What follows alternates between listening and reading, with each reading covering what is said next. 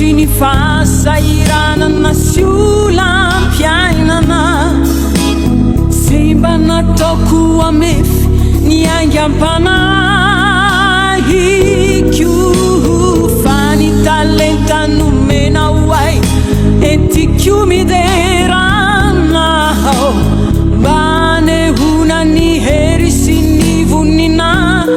itraoka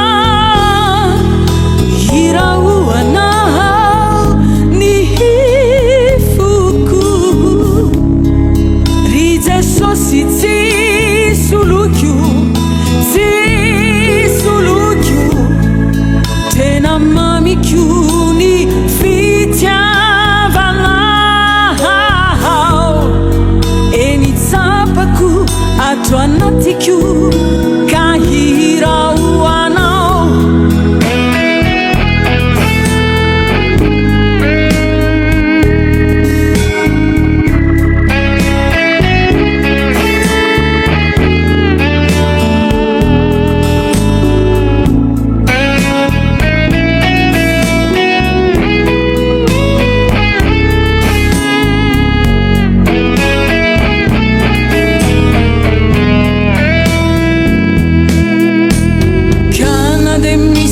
fahasahiranana sy olam-piainana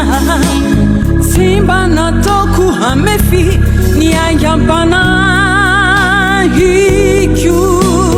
fa ny talenta nomena hoay etiko miderana mba nehona ny hery sy ny vonina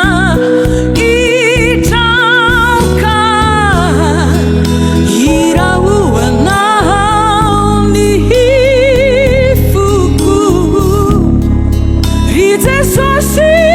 tsy solokio tena mamiko ny fitiavana eny tsapako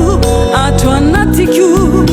ka hirahoanao ny fahasoavanao